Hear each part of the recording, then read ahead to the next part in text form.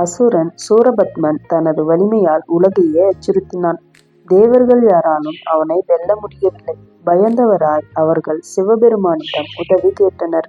தேவர்களின் விண்ணப்பத்தை கேட்ட சிவபெருமான் தியானத்திலிருந்து விழித்தார்.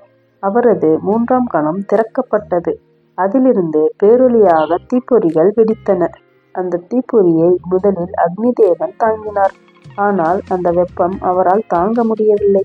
அவர் அதை கங்கை தேவிக்கு ஒப்படைத்தார். கங்கைக்கும் அந்த ஆற்றலை கட்டுப்படுத்த முடியவில்லை. இறுதியில் அந்த தீப்பொறிகள் சரவண பொய்கையில் விழுந்தன. அங்கே அது தாமரைகளில் ஒளிர்ந்து 6 கிருத்திகைகள் பேணி வளர்த்தன. அங்கே ஒரு அதிசயம் நடந்தது. 6 முகங்களுடன் கூடிய தெய்வ குழந்தை பிறந்தது. அந்த குழந்தையே முருகன். அவர் வளர்ந்து வலிமை, ஞானம், தைரியத்தை பெற்று சிவபெருமான் அருளிய தெய்வீக வேலை ஏந்தி சூரபத்மனை எதிர்கொள்ள தயாரானார். பெரும் யுத்தம் வெடித்தது. சூரபத்மன் கர்ஜித்தான். யாராலும் என்னை வெல்ல முடியாது. ஆனால் முருகன் வேலை உயர்த்தி சொன்னார்.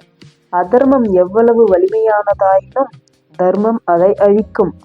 ஒரே அடி சூரபத்மன் தோற்கடிக்கப்பட்டான். தேவர்கள் அனைவரும் கொண்டாடினர். அங்கேயே முருகன் உலகின் காவலனாக விளங்கினார்.